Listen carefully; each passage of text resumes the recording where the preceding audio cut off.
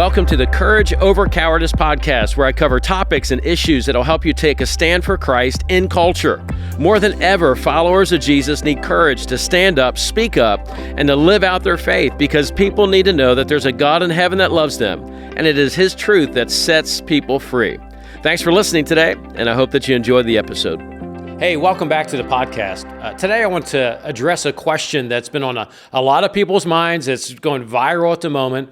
Should I leave my church if they didn't mention Charlie Kirk's death? Now, I just want to let you know, for us, this really hits close to home. This past weekend, I spent about 20 minutes talking about Charlie, talking about what I feel like the need is for clarity. But I wanted to just take a few moments and talk about this issue as I see it going all over online, my text stream. There's a lot of opinions. You know, I just want to say this. For many of you, this hits close to home. Charlie wasn't just a voice in politics. He was a voice of truth, courage, and conviction. He stood in the gap where many others remained silent. So when a church doesn't even acknowledge his passing, some people wonder, does my church even get what's happening in the world right now? And honestly, that is a fair question. And I want to walk us through this for a few moments, not just with emotion, but with biblical clarity. Because ultimately, this isn't just about one man. It's about the courage of the church in a cultural crisis. See, most people asking this, they're not really asking about whether Charlie's name was spoken out loud. As is true when it comes to counseling and conflict in general, the issue is not really the issue. It's the deeper issue behind what is focused on in that moment. So what they're really asking is does my church have the courage to speak truth when the world is burning?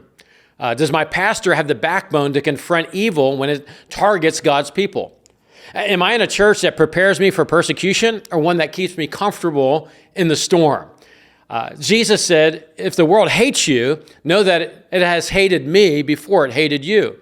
See, a church that avoids these conversations, it risks training people to love the world more than they love Christ. See, silence, it isn't always neutral. Sometimes silence is surrender. And the Bible's full of examples of leaders standing in moments of cultural chaos. Elijah confronting Ahab in 1 Kings 18. Daniel refusing to bow to Nebuchadnezzar's image in Daniel chapter 3 and 6. John the Baptist speaking truth to Herod, losing his life for it, and Mark chapter 6. See, the church's job is not to hide when the world shakes. It's our time to shine. Jesus said, "You're the light of the world. A city set on a hill cannot be hidden." Paul reminded the Ephesian elders, "I did not shrink from declaring to you the whole counsel of God." And that you can find in Acts chapter 20, verse 27. And I just want to say this. If your church won't talk about the idols of the culture, it will eventually bow to them. To be fair, not every pastor who didn't mention Charlie is a coward.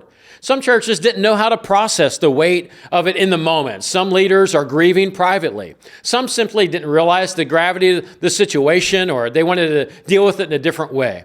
That's why you shouldn't judge a church on one Sunday. You need to look at the pattern. Paul said, examine everything carefully. Hold fast to that which is good in 1 Thessalonians 5. So here's what you need to do.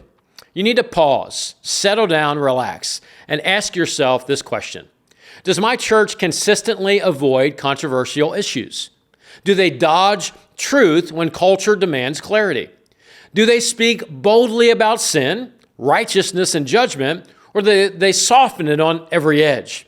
See, one missed moment doesn't define a church, but a consistent refusal to address truth when the world is discipling the next generation, well, then we have a problem.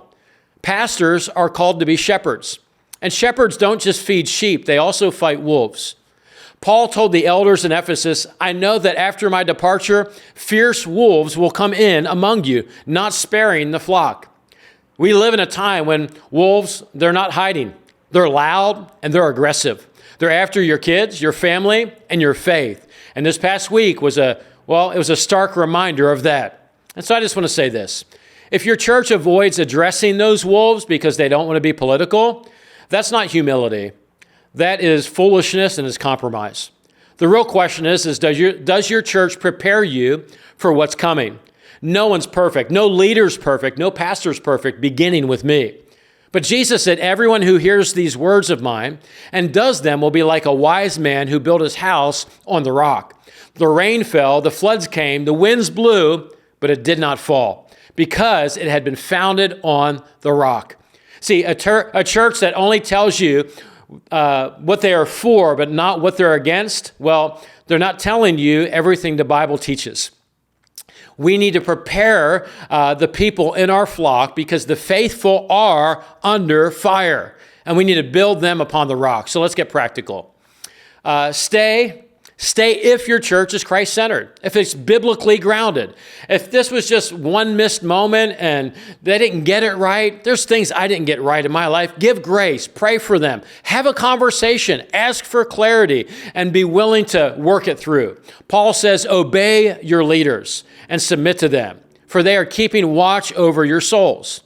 But you should leave if silence is the pattern. If every cultural issue is avoided and said it's political instead of which is obviously biblical, if compromise is celebrated, if truth is traded for applause, if they're saying something but still saying nothing, well, Paul warned, the time will come when people will not put up with sound doctrine. Instead, to suit their own desires, they will gather around them teachers to say what their itching ears want to hear. That's found in 2 Timothy chapter 4, verse 3. So if your church only scratches ears instead of confronting idols, well, that's a problem.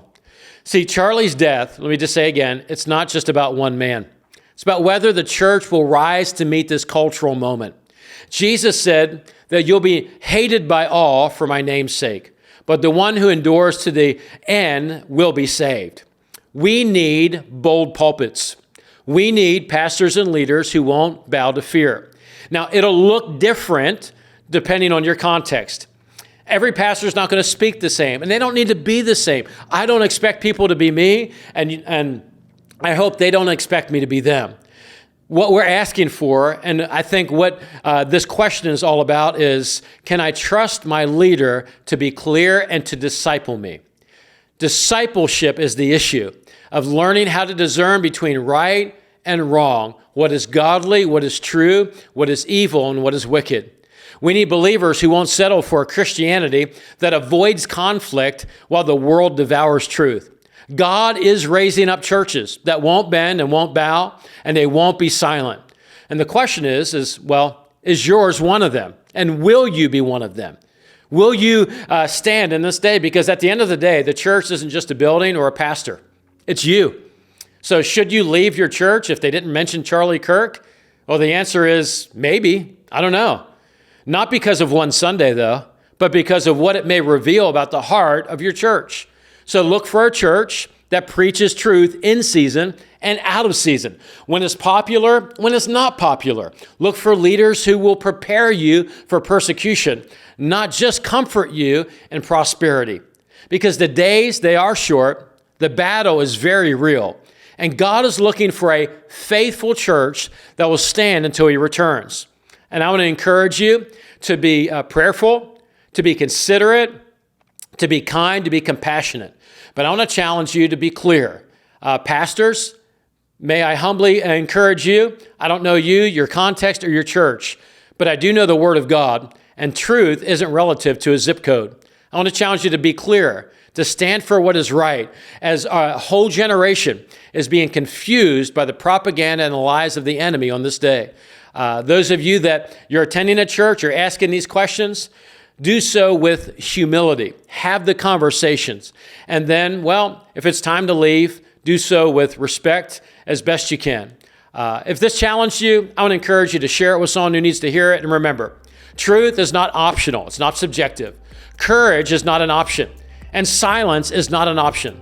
So I want to encourage you to stay strong, stay faithful, live ready, and let's get ready, because the greatest move of God and a revival and awakening is beginning to happen in our day. I'm here for it. I want to lead in it. I hope that you do too.